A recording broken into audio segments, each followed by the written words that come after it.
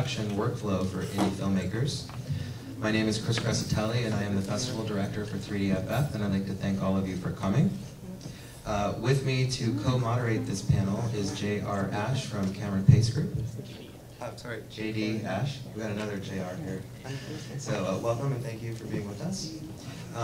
We are going to make this panel very informative for all of you filmmakers out there who've been working on indie budgets and trying to accomplish your films. So we have an amazing team of people here who are all very experienced at all levels of production. First, I'd like to introduce Keith Driver, filmmaker. Next to him, we have Jacob Mendel, also stereographer, cameraman, director, auteur. Editor. Next, we have Wyan Palmieri. Did I get it right? Palmieri, who is with Digital Revolution, and he is also editorial post supervisor and works heavily in the post-production side. Chief Technology Officer. Chief Technology Officer, thank you. And lastly, down on the end, we have Neil Smith from Hollywood DI, one of our sponsors, and thank you for all your support, Neil. Pleasure. Glad to be here. I'd like to go ahead and just introduce our panelists for the production side of things. Just while they're here in the front row, we have Al Caudullo. Stand up. Caudullo. All right, Al. Great. And Andrew Park, cinematographer, stereographer, DP. Gina Tanner, also with DRS. And then we have JD with Stereoscope. JR. You got your D's and your R's going crazy, man. And Edmund, also partners with Jacob. All right. So I just wanted to provide a little inspiration for this panel and also for the community.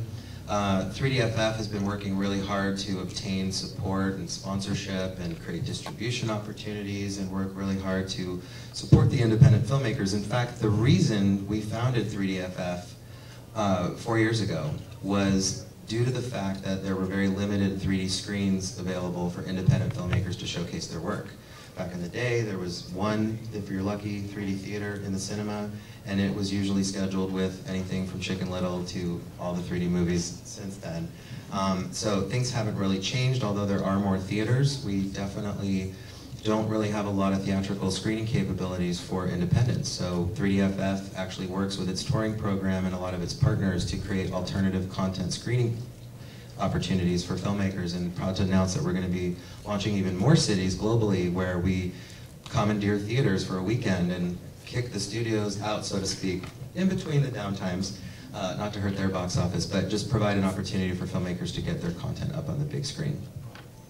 So with that said, the independent spirit of 3DFF, we'd like to convey a message to the community, especially in this economy with the hard times that everyone is feeling. And if anyone's got a creative project out there recently that you've pitched or tried to raise funding for or have been trying to get it going, it's very difficult. Any filmmakers out here currently working on a creative project that you're looking for funding? Right?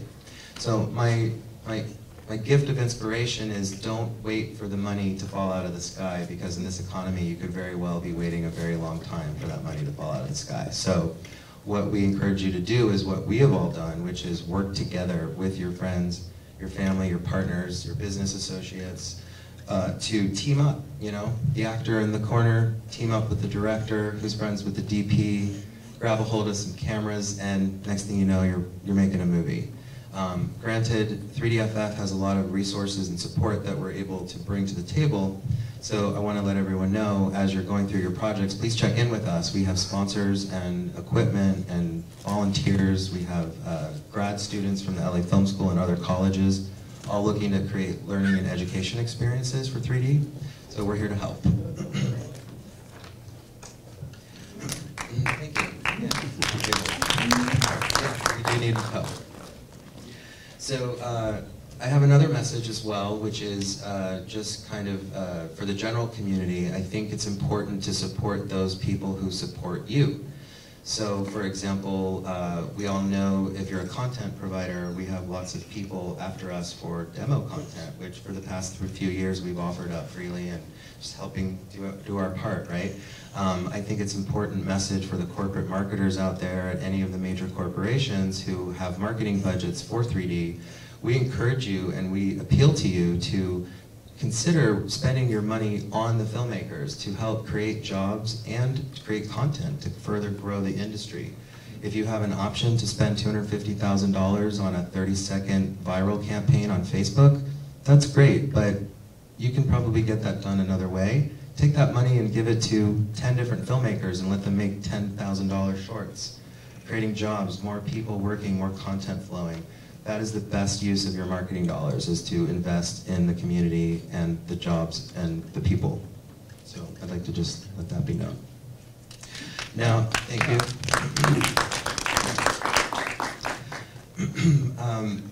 There are some other philosophies that we'll learn here, and one of the reasons why we have our post-production team up here first, and as Neil will let you know, we are very much encouraging everyone to consider the post process as your first step in making your film.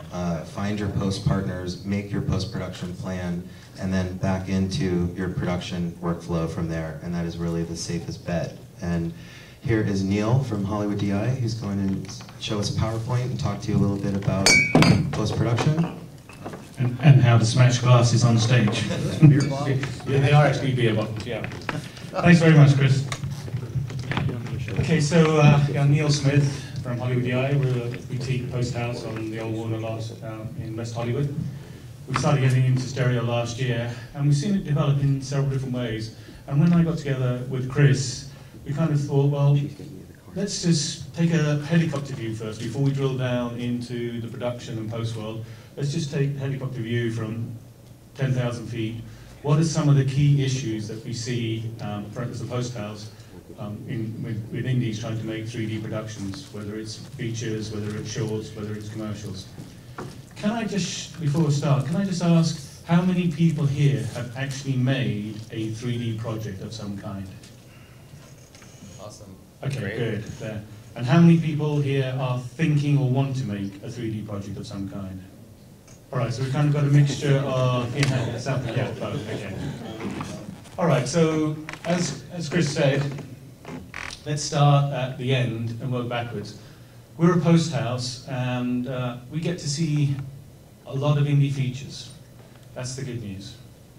We're a post house, we get to see a lot of indie features. That's not always the good news, right? Making movies is a tough game. And what I want to share with you is some of the insights we've got from dealing with lots of different kinds of features. So the top 10 issues concerning making and finishing 3D projects. Number 1, story. All right? Never mind the technology. Never mind all the whiz-bang cameras and workflows and all the groovy things we can do. It's still all about the story. If you have a crap story in 2D, it will be doubly crap in 3D. I can assure you, right? So get the story right first. 3D will not make a bad 2D story any better. In fact, it actually makes it worse because you see things in 3D you don't necessarily see in 2D. Second, characters. It's still about the human story. It's still about the human hero's journey that many features follow in 2D. So you've got, as well as good story, you've definitely got to have interesting and engaging characters. Again, boring characters in 3D are doubly boring. All right? 3, vision, artistic vision. You've got to be thinking about 3D in a new way, and in the same way that in the 2D world you've got to have creative vision, you've definitely got to have it in 3D, right? So story, character, and 3D. If you get all that right, then we can start thinking about production and post. When you're doing a 3D project, you've got to be thinking about how 3D supports the story. So as soon as you get the script, you should be looking through it with your mind's eye imagination and starting to really think, well, how could we do that scene in 3D? How would it benefit from an emotional storytelling point of view? What are the things, could we rewrite that screen in order to help us bring 3D in a more meaningful way rather than just as a gimmick. And you've got to be kind of thinking about that as soon as you get the script to right through to the end, because 3D takes place both on the set, obviously, but also in post-production, and also depends a lot on exactly where you're going to deliver your final product. So you've got to use your visualization skills in 3D right from the page, into production, into post, and into distribution. Neil, if I could just comment on the script writing process for 3D, being a writer myself and having just made a movie with a bunch of you guys, we definitely did that. We took the time to actually write the 3D depth cues into the script and the shot.